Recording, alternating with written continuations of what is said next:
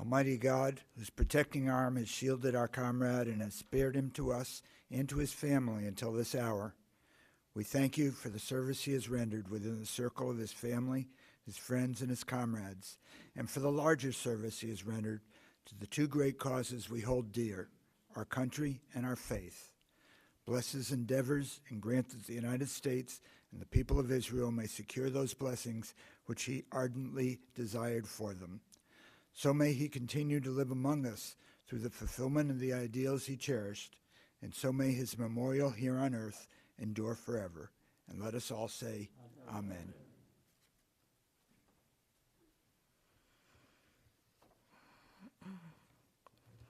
Honor, peace, patriotism, devotion, and love. May these be forever associated with the memory of our departed comrade, Bill Roth. The Jewish War Veterans of the United States of America are pledged to shield from neglect the graves of our heroic dead. We will be true to that sacred purpose.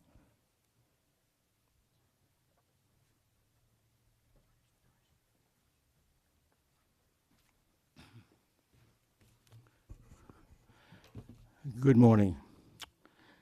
I'm Bernie Epworth, former New Jersey State Commander of the Jewish War Veterans and past commander of this beautiful post, number 126.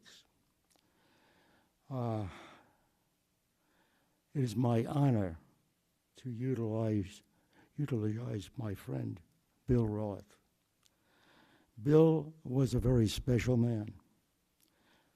A special man in so many ways. And allow me to share his story of making of this man. Bill and his sister Ellie grew up in New York City, experiencing a very difficult childhood, growing up without a true family, true family structure. They were in and out of orphanages, and thanks to the intervention of a caring aunt, Elise, and her husband, Ed, who would periodically step in and bring them into their home for love, caring, guidance, and structure. They instilled in them the semblance of order and a sensitivity for the needs of others, a trait that Bill himself embraced, practiced, and taught his family. It is amazing that bouncing in and out of orphanages and family homes and never enjoying the fun of being a kid, never experiencing the hugs and kisses from a mom or a dad. This presentation will show how he became the man he was. Bill went through the New York City school system. He was a bright student. However, he never finished high school. He was restless with the need to earn money and help sustain himself.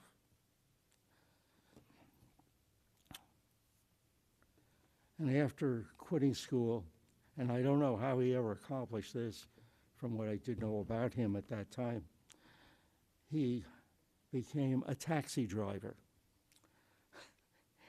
When you think of Bill, as we know Bill, that's an interesting part to play.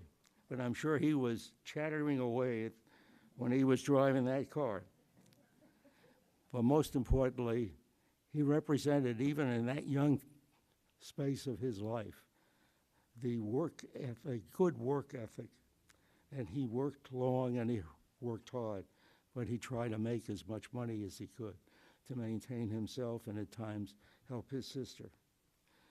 Well, one Monday morning in 1965, Bill received what a lot of us received, his draft notice, and announcing he was drafted into the infantry. And I'm sorry, all you Air Force guys here. I'm outnumbered. When I joined this post, we were the ones in vogue. Now we're all wearing blue. But at any rate, we're all good men and respect each other. But at any rate, he joined the infantry and went to basic training at Fort Dix and shipped out to Germany for 2 years. The Army gave him the opportunity to develop into a specialist fourth-class infantryman, and also the opportunity to get and complete his GED. And at the end of his 2-year deployment, he was discharged back to New York City. And weeks after he returned to the city, he was urged to take the civil service examination, which he passed with flying colors. And shortly thereafter, he was offered a job with the post office as a letter carrier. He liked the job. And after a few years, he was elected a union rep of his station. And it gave him the opportunity to protect his fellow workers' rights, their entitlements, and their grievances. He was passionate about this new assignment, and he became a successful union representative as well as a very productive letter carrier. His work days were long, difficult, and tiring. And after he'd work, he would go to the local diner and luncheonette, have dinner, and retire back to his room, read a little, go to sleep. It was really boring and lonely. In those days, though, a popular way to meet women was the weekend dances at local synagogues. Those of us who come from the big city know of this. And he went once, he went twice, he liked it, went back again, and one evening he met this woman, Cheryl. And after several dates, Bill said to himself, this was the woman for me. He was so right. They married in 1974 and moved to New Jersey, where there was a much more affordable housing situation. They purchased their home, and Bill transferred to the Trenton post office, the beginning of a new life. Bill and Cheryl were on cloud nine when in March 1977, they were blessed with their first child, Brian. Hi there. 4 years later, their second son was born, Evan. He flew in to be with us today, the colonel in the front seat. Bill was unbelievably proud of his boys. And as the boys got older, Bill encouraged them to go out for baseball and football. And when they made the teams, Bill was devoted in supporting them. He made it his business. To be at most of the games, some of which he came right from the job in his PO uniform. Well, some of the wise kids we have started to razz the boys about their father's uniform. And they told Dad about it, and he said, instead of getting mad, you boys know one thing. When you're working, if it's honest work, be proud. Never be ashamed of what you're doing, and be proud of yourself. You know you're a good man. That's good background to tell young kids, and it worked very effectively because I think they maintain that same ethic at this date. He wanted them to be respectful, not combative, never squeamish. That's what I think is a very strong business ethic. Cheryl and Bill's two boys married, Brian with Michelle, and Evan and Wendy, who couldn't be here today. Cheryl was a solid supporter, supportive wife. And when Bill became active at the JWV post in 2003, Cheryl joined the auxiliary and would attend the meetings with Bill. He couldn't sit on his hands, so he volunteered to become Post 126 Officer of the Day. She was so proud of him when he also became Post Chaplain. Bill was a doer, And from this position as post chaplain, he led us in the breaking of the bread, the opening prayers, the closing prayers, and he'd make the announcements of those who were ill and needed help. Those who were in the hospital and needed a phone call, he would make it. And he was just an all-around guy. What had to be done, he did. He was involved with all of the events that the Post sponsored. He worked with May Brill, our honorary commander at 98 years old, sitting down front, as the two of them endeavored to bring some happiness to the tenants of the Vineland Veterans Home. That was Bill. May didn't drive, Bill did. So wherever there was an event that the two of them were involved, he was doing the driving. But they didn't miss a trick, neither one of them. And he was active in our fundraising. We collect at the supermarkets every 4th of July, every Memorial Day, and Veterans Day. That's the way we sustain ourselves in being able to do the philanthropic work we do for veterans, both on and also active military and their families. He participated in the Veterans Day Parade, and as I said, he visited members of our post in the hospital and called those that were at home sick. He chauffeured members to meetings and events. He attended all Eagle Scout recognitions, and a member of the Post Executive Committee. He decided a couple of years ago that he wanted to climb the post of the chair of leadership. And we all acknowledged the fact, and he became a junior vice commander of the post. And from junior vice commander, you rise to senior vice commander, and then post commander. And he was our last post commander. Did a good job in his own inimitable way.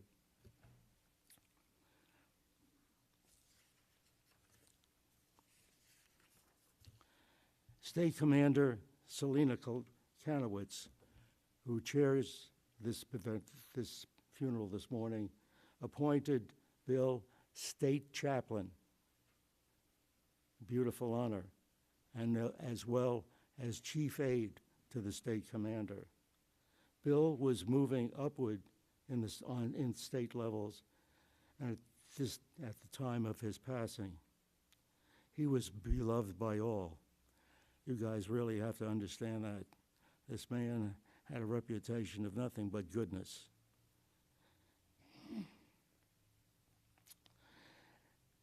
In 2006, Cheryl was struck with cancer, and her Bill stepped up and was caregiver extraordinaire. 24/7, he was by her side. That shows the character of the man. Came through loud and clear. His allegiance was ever true to the ketubah they both signed, which was their commitment. Their love for each other was unparalleled, a beautiful thing to see in a tumultuous world. However, when Cheryl passed, it absolutely devastated your dad. He was devastated, I would say, to the day he died.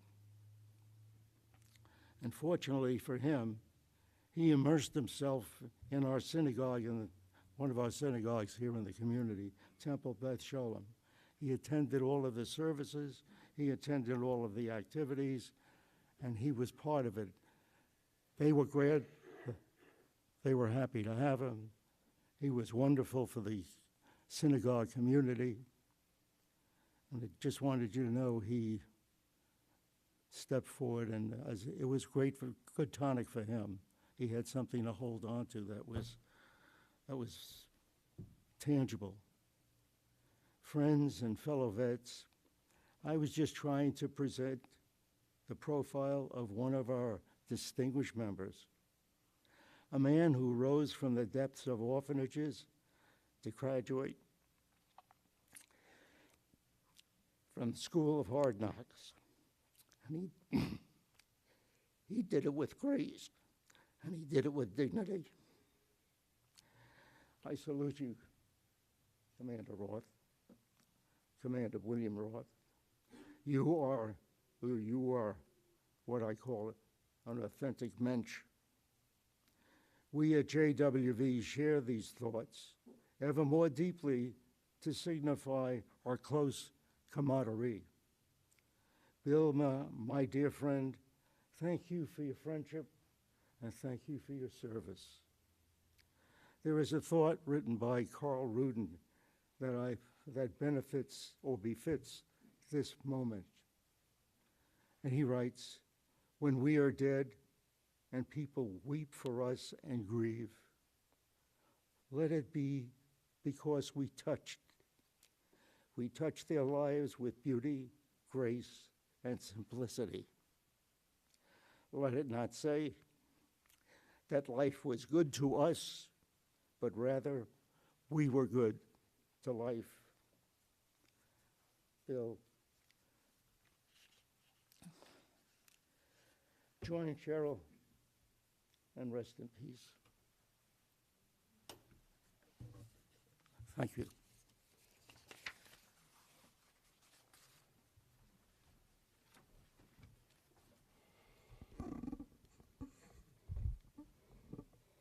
Lord, you have been our refuge in all generations. Before the mountains were brought forth, before you formed the earth and the world, even from everlasting to everlasting, you are God. But man, you turn into dust and say, "Return to me, all your children of men." Man is like grass, which flourishes and grows in the morning, but in the evening is cut down and withers. We bring our years to an end at a tale that is told.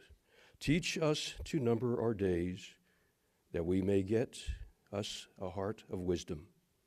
Let your work appear to your servants and your glory upon your children. And let the grace of our Lord our God be upon us. Establish the words of your hands. May the grace of heaven be upon us, that we may all find the peace of God on earth and the blessings of eternal rest hereafter. Amen. Remember, remember, remember.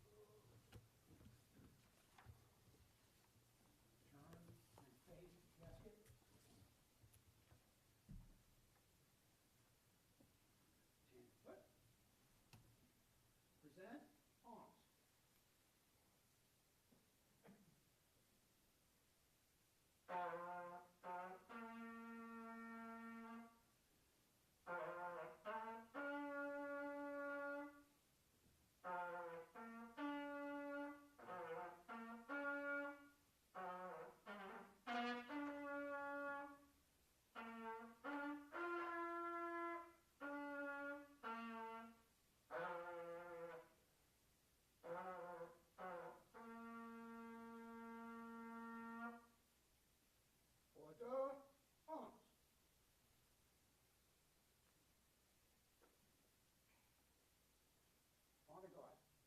2 by 2. Depart and salute the casket.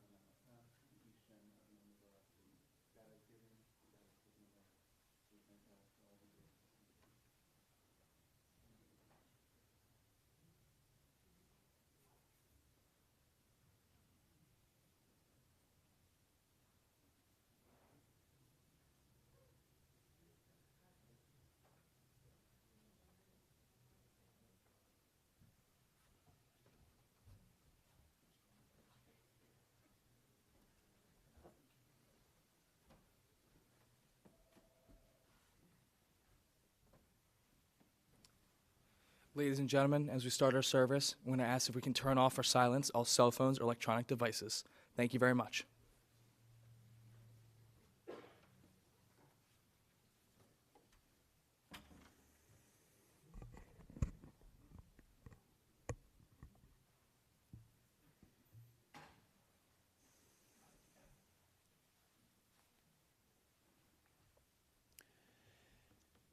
Karachem avabanim, richamana yireav, we learn in the book of Psalms.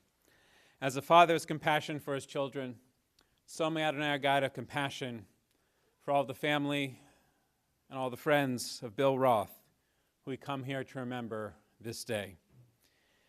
God knows how we are fashioned. God remembers that we are dust. Our days are like grass. We flourish as the flowers in the field. A wind passes over us, and we are no more. But we trust that Adonai's compassion is everlasting. God's kindness to children's children endures age after age, unchanging. We begin our service by reciting Psalms, thus linking Bill's life to our ancient tradition, to the Jewish people, and to the eternity of God.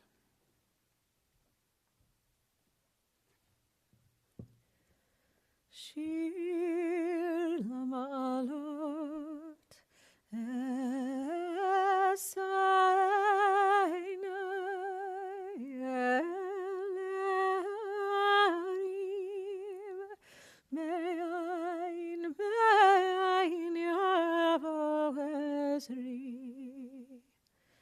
Ezri mim Adonai ose shamayim va'aretz Al yitain lamot raglecha al yanum shomerecha Hine lo yanum velo yishan shomer Yisrael Adonai shomerecha Adonai tzilcha al yad yeminecha Yomam hashemesh lo yakeka v'yareach balayla Adonai yishmorcha mikora, yishmor et nafshecha.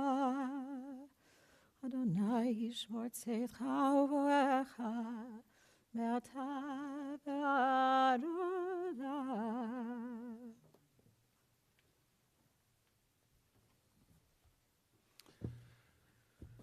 Shir Ma'alot. I lift my eyes to the mountains. What is the source of my help? The psalm begins with a question, and the rest of the psalm offers an answer.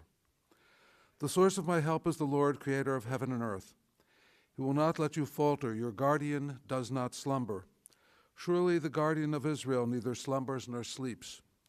God is at your right hand to protect you. The Lord, your keeper, gives shelter. The sun will not strike you by day, nor the moon by night. The Lord will guard you from all harm. The Lord will preserve your soul.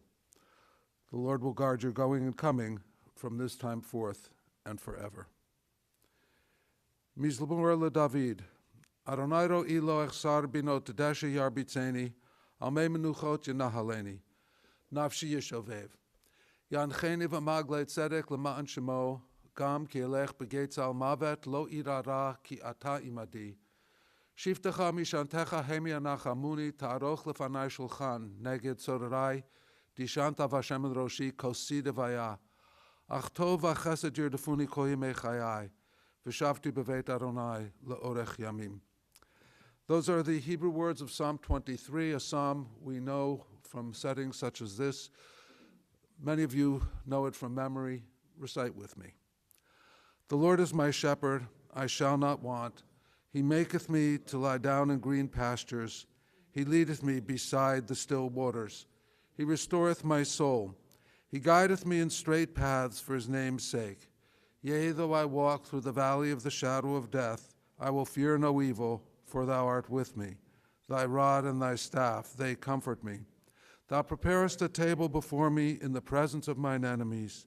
Thou hast anointed my head with oil, my cup runneth over. Surely goodness and mercy shall follow me all the days of my life, and I shall dwell in the house of the Lord forever.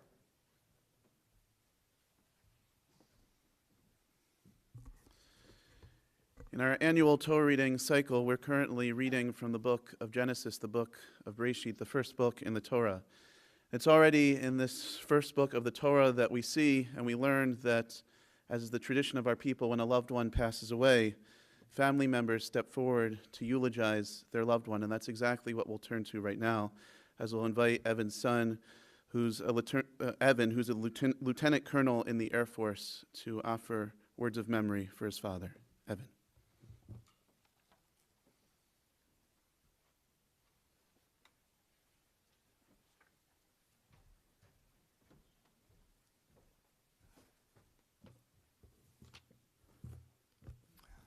Good morning. Thank you for coming. Excuse me while I adjust the microphone. While my dad was gifted with a booming voice, I was not. While preparing this speech, I actually learned a term for that. It's called the stage whisper. I also learned a trick from a master sergeant that retired in 2016. I'm going to put on sunglasses to hide any tears.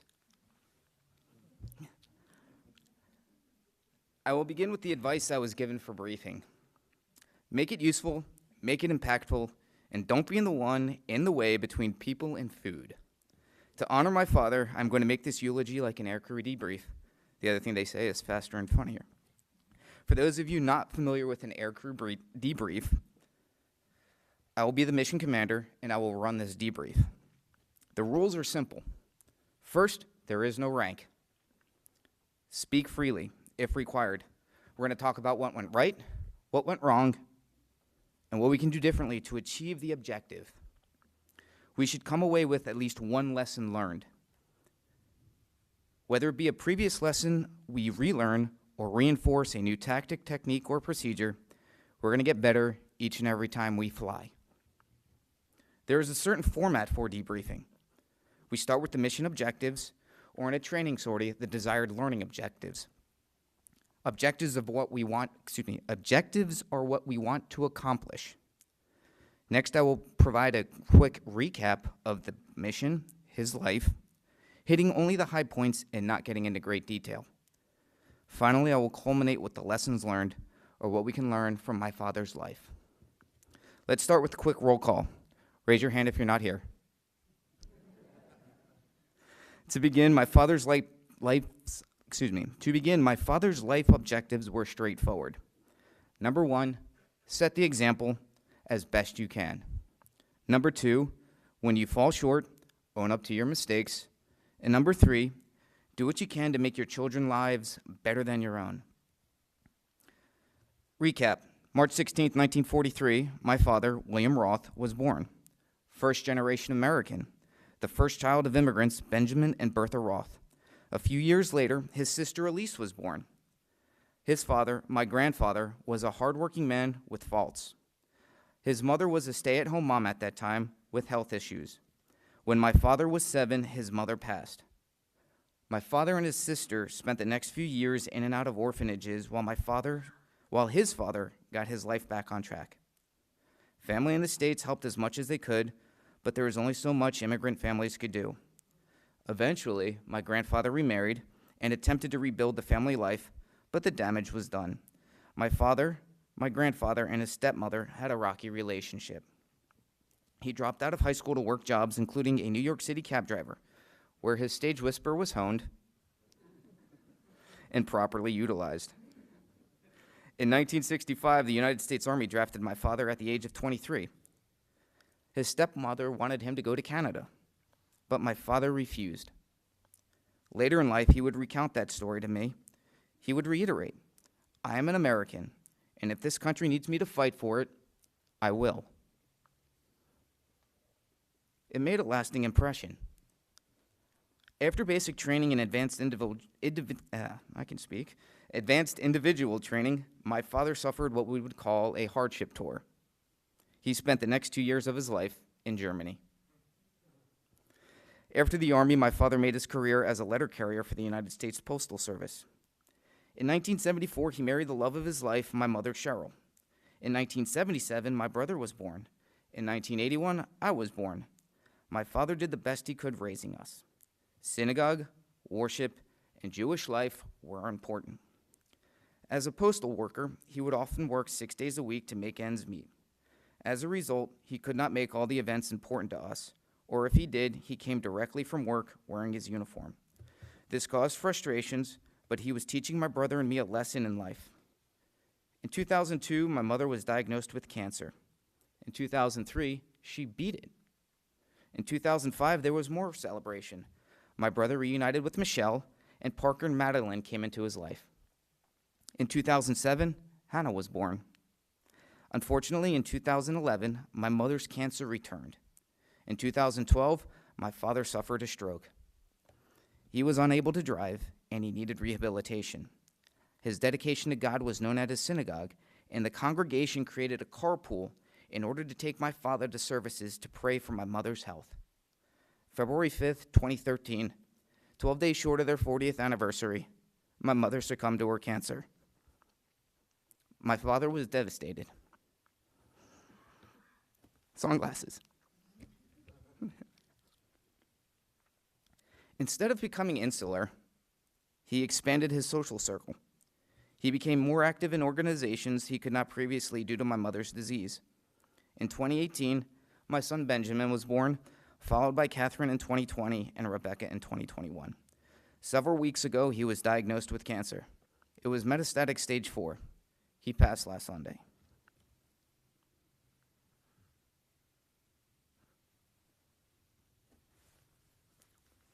So what can we learn from this life? What key takeaways, what nuggets of information did my dad leave us? I found 5. Number 1, know your priorities in life. For my father, his 3 were God, family, country, and in that order. God was at the forefront of his life, especially as an empty nester. Synagogue was his community, and his devotion was unparalleled. In fact, in recent years, my father and I would FaceTime every Sunday. At a certain time, he would always conclude our conversation by saying he needed to log on his computer for services. Me being the joking one, I would always ask him, is 30 minutes prior to service a bit excessive? But he said he wanted to be there, plus he was not the most computer literate. At times, I wonder if he cared more about service with congregants than speaking to his own grandchildren. Then it dawned on me. This was my dad's way of praising the Almighty. It was his bedrock. Family. My father put his family's well-being before his own. To keep it simple, he was selfless. He did what he could to help his wife, his children, and his grandchildren, and he completed his 3rd learning objective. Make your children's lives better than your own. My brother and I have become successful in our own lives. Country. My father served us 2 years in the United States Army as an infantryman. While he was not a Vietnam veteran, he served, especially at a time when service was not looked upon well. He did not boast of his service, nor did he hide from it. Most of all, he did not flee when given the opportunity, knowing full well he could be sent to war. Later in life, he continued to serve his country, devoting time and energy to numerous causes, both Jewish and non-Jewish affiliated veterans groups. One of my fondest memories was with both my parents in 2012. We spent Thanksgiving morning until mid-afternoon feeding troops bussed from Fort Dix en route to deployments. Recently, he was volunteering, planting American flags at cemeteries for the 9/11 memorial. He did not just simply gather volunteers to help. At the age of 79, he was planting American flags by headstones. Number 2 lesson, time is important. Be punctual. Don't waste others' times making them wait for you. This is not to say he lived by his watch, but as stated previously, he would not allow the family to be late and make everyone wait for us. Next, spend time with the people important in life. I purposely placed those words in that order. People important in life.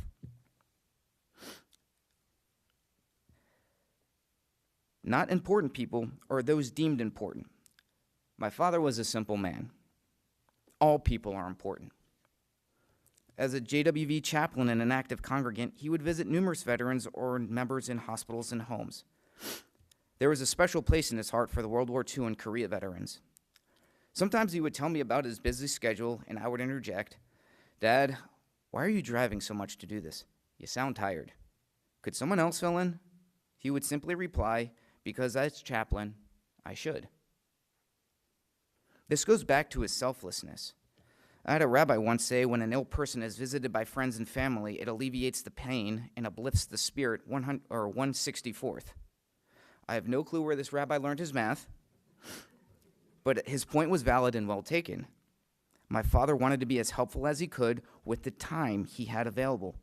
It did not matter if my father knew the person well, because it was a person, and that was important to him.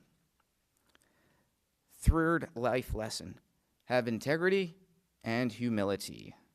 If you knew my father well, you knew of his stubbornness. He was headstrong when he believed he was right. As such, arguments ensued. Family would not talk. He would not budge if he knew he were correct. Oppositely, if he were wrong, he would admit it. When emotion subsided, he would own up to his mistakes and confess he is not perfect. My father would not hide his feelings, nor sugarcoat responses. While he lacked tact, his moral compass was intact.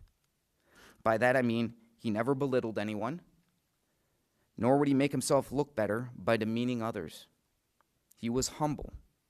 He would not brag. Most of all, he would let his work speak for itself. Number 4, work hard and take pride in what you do. In the background of my dad's life, I mentioned my father worked 6 days a week. He missed many sporting events, school events, life events because he worked to provide for us. Most of my memories of my father include him wearing his postal uniform at sporting events. Like most kids, my friends and teammates used this opportunity to jest or mock me. Many times I would ask him why he didn't change his clothes. His reply caught me off guard. "What's wrong with what I'm wearing?" He was proud of his postal uniform and the honest work he did. When I was younger and lacked appreciation, this irked me. But as I matured, I realized he didn't choose to work over watching my brother and me. He chose to work so my brother and I could have a better life than he. Number 5, last one. Take the time to enjoy a good meal with good people. My father's belly did not grow by skipping meals. In his latter years, my father appreciated home-cooked meals with my brother's family or my own more than restaurants. Food is the binder, the glue that joins people together. At Passover, this is more literal than figurative. However, the point is to gather, enjoy a meal, talk, and socialize. Over the past few days, I scoured my mind to find a lesson learned from this. In the middle of a run, it dawned on me. Meals were a goal, a way of keeping time. While in basic training, or my freshman year at the Air Force Academy, I knew there was eventually going to be a break in training for meals at some point. If you listen to many personnel who have entered difficult military training, they usually say, just make it to the next meal. The training will subside. The momentary pause provides time to refresh physically, physiologically, and mentally. For my dad, meals were his chance to socialize. He enjoyed his lunches at the JCC, Onegs at Temple Beth Shalom, and Sunday brunches with the South Jersey Men's Club and JWV. He enjoyed his dinners with friends as well. So take the time, enjoy a good meal, and look forward to the next one. By the way, if anyone can tell me what my father's favorite dessert was, I'll be impressed. German chocolate cake. What was it? German chocolate cake? Truthfully, and the answer you put forward was correct. Just kidding, it was chocolate ice cream, or at least that's what he kept telling me. All right, faster and funnier. To recap, my father was a simple man with 3 objectives. 1, set the example as best you can. 2, when you fall short, own up to your mistakes. And 3, make your children's lives better than your own. He achieved all 3. Here are the lessons learned from the life of William Roth that we can all take. Number 1, know your priorities in life and live them. Number 2, time is important. Spend time with people important in life. 3, have integrity and humility.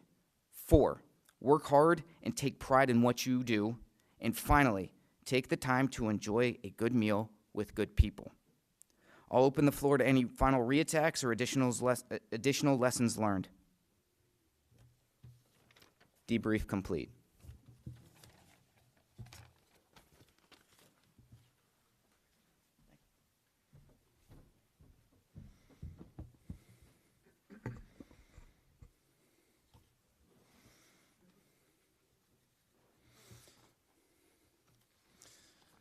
No reattacks here.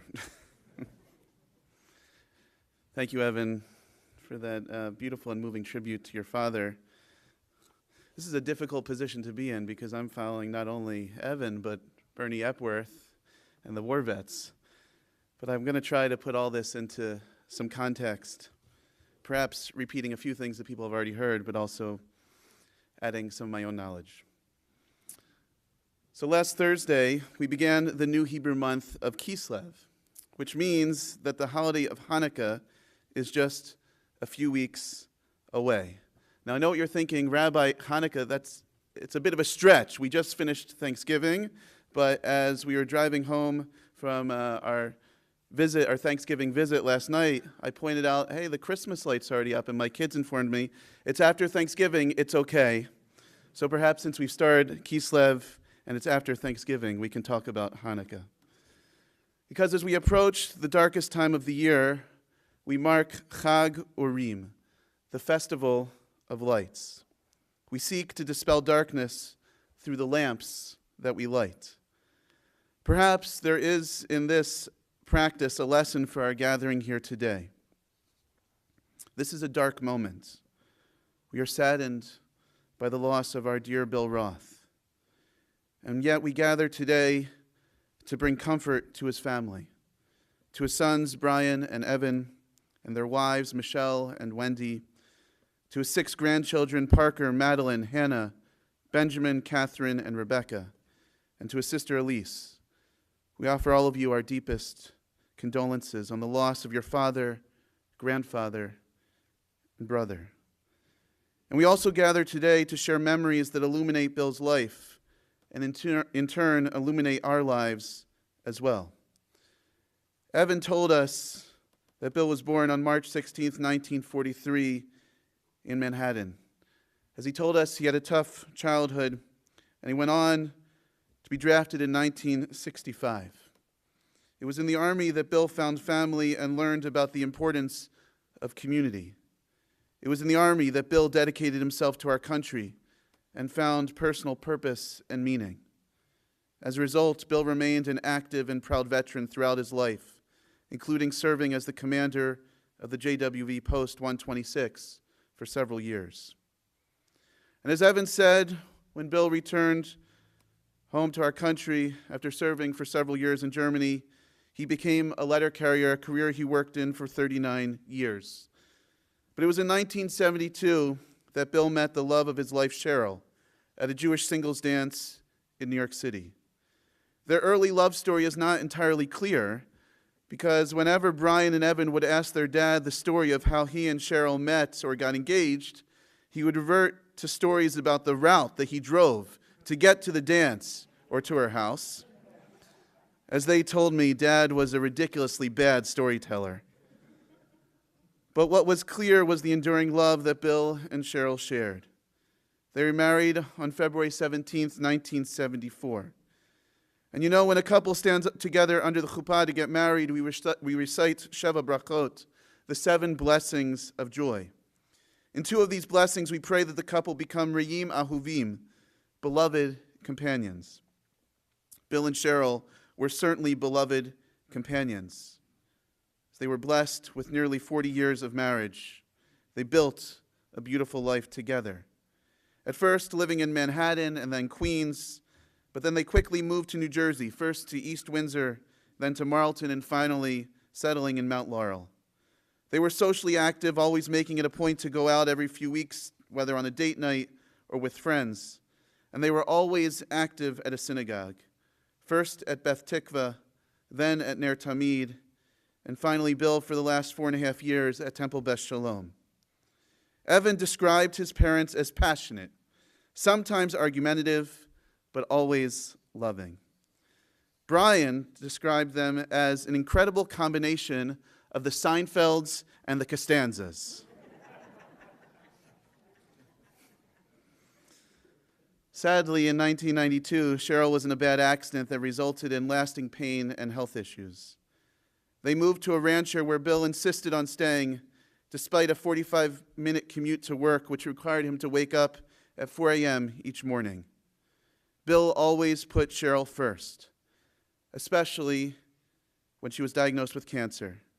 He put her health and well-being before his own. And after she passed away in February of 2015, Bill dedicated the rest of his life to honoring her memory. He would say, "I just want to honor my late wife. She was the best lady I ever knew. Re'im ahuvim, loving companions, shining lights in our world." In my conversation with Brian and Evan last week, they clearly stated the love and respect that they shared for their father. Brian said that his dad always wanted the best for them, and he tried to be as supportive as possible, despite having a lot on his shoulders.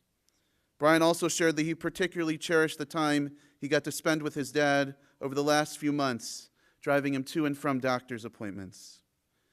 Evan described his father as an incredibly hard worker, always wanting to be sure that he, Brian, and Cheryl had what they needed. And Evan told me that he is particularly grateful for the support that his dad showed him in his journey to become a lieutenant colonel in the Air Force. He said, "Any major milestone that I had, Dad did his best to be there. And every time I would deploy, Dad and Mom would always come down and see us off." Bill loved his sons, and he adored his grandchildren. He would visit with them as often as he could, and anyone at TBS who knew Bill knew how much he loved to talk about them and when he would see them next.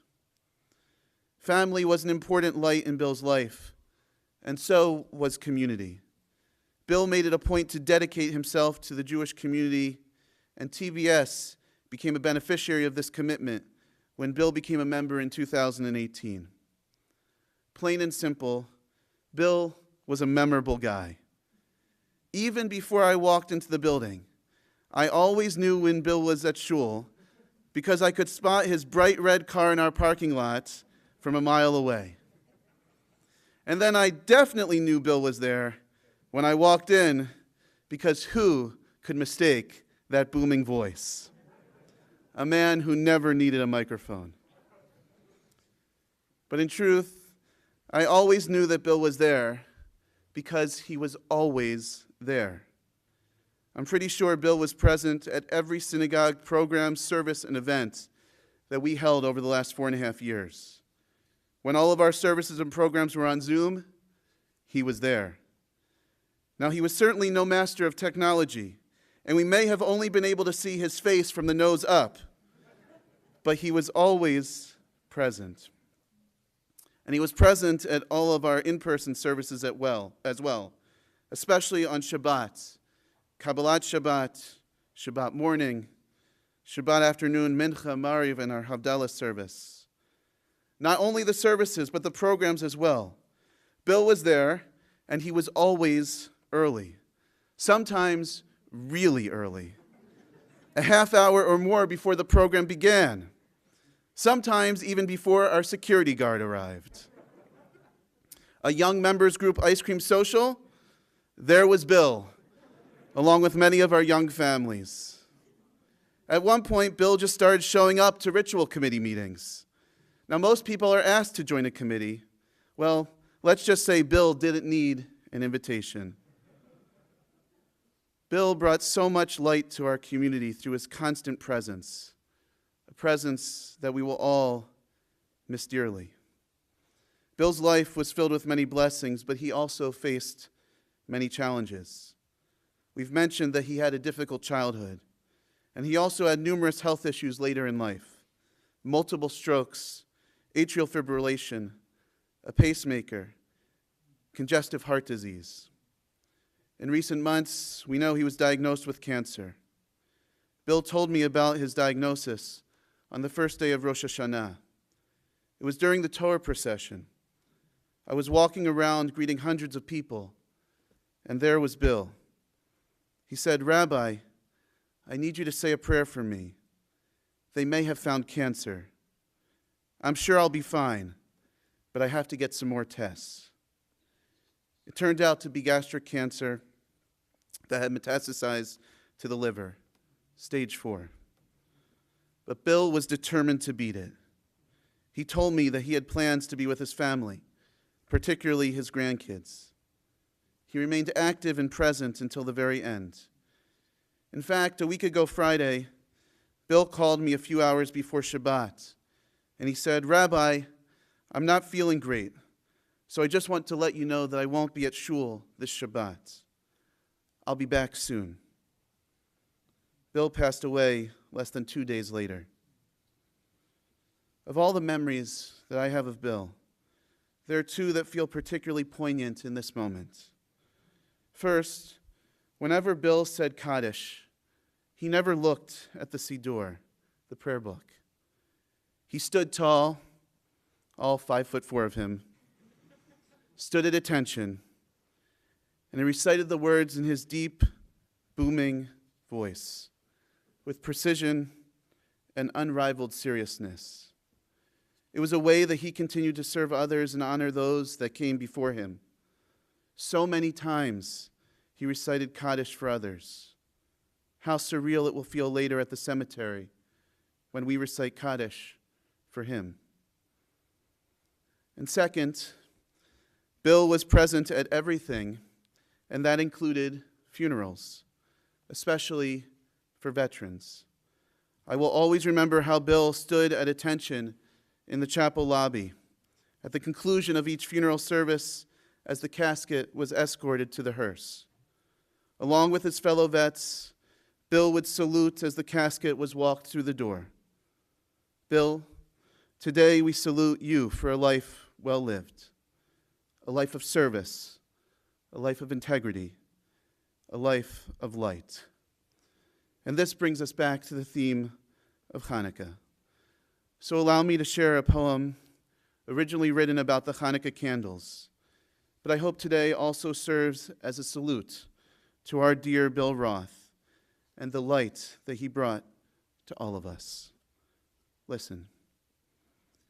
A candle is a small thing, but one candle can light another, and see how its own light increases as a candle gives its flame to the other. Light is the power to dispel darkness. You have this power to move back the darkness in yourself and in others, to do so with the bright of light, created when one mind illuminates another, when one heart kindles another, when one man strengthens another, and its flame enlarges within you as you pass it on. Tonight, in Bill's memory, the family will kindle a memorial candle. Like the Hanukkah candles that we will all light in a few weeks, it will eventually go out. Candles go out, but the light of memory remains, bringing warmth and blessing and illuminating our lives. So may it be with the memory of Bill Roth as we salute him today. Please rise for a final prayer.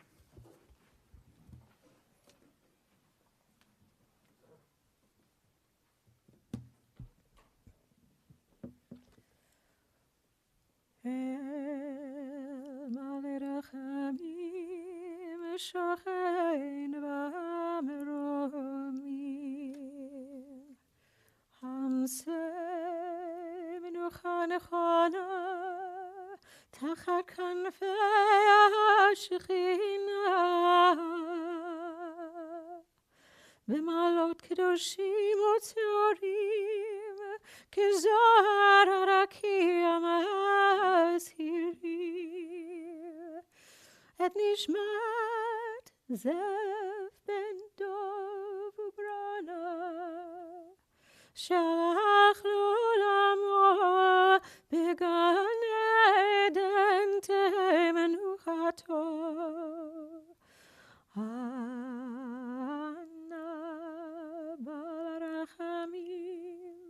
אז תראהו בסתר כנפיך לעולמים. וצרור בצרור החיים את נשמתו, אדוני נחלתו. וינוח בשלום משכבו, ונאמר אמן.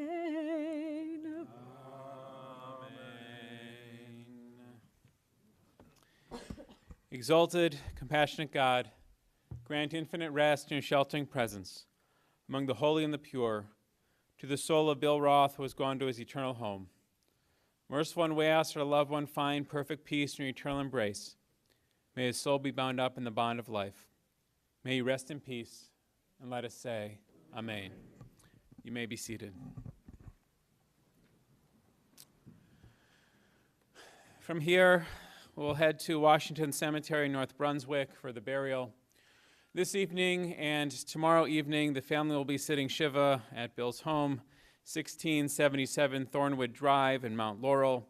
Comforters are welcome after 7 p.m., and the service will begin at 7:30 p.m. tonight and tomorrow evening.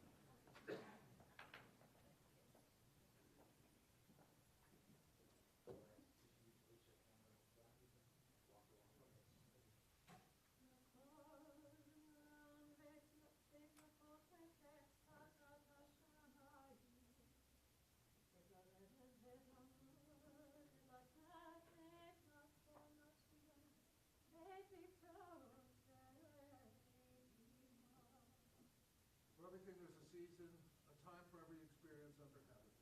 A time to be born and a time to die. A time to plant and a time to uproot. A time to tear down and a time to build up.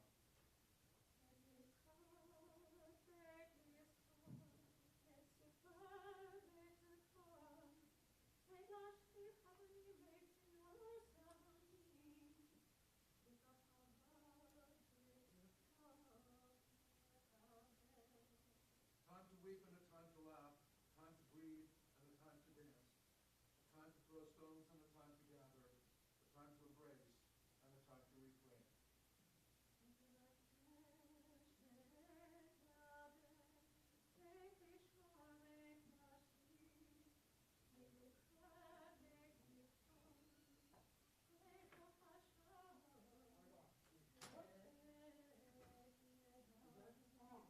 A time to seek and a time to lose, a time to keep and a time to let go, a time to tear and a time to sow, a time to keep silence and a time to speak.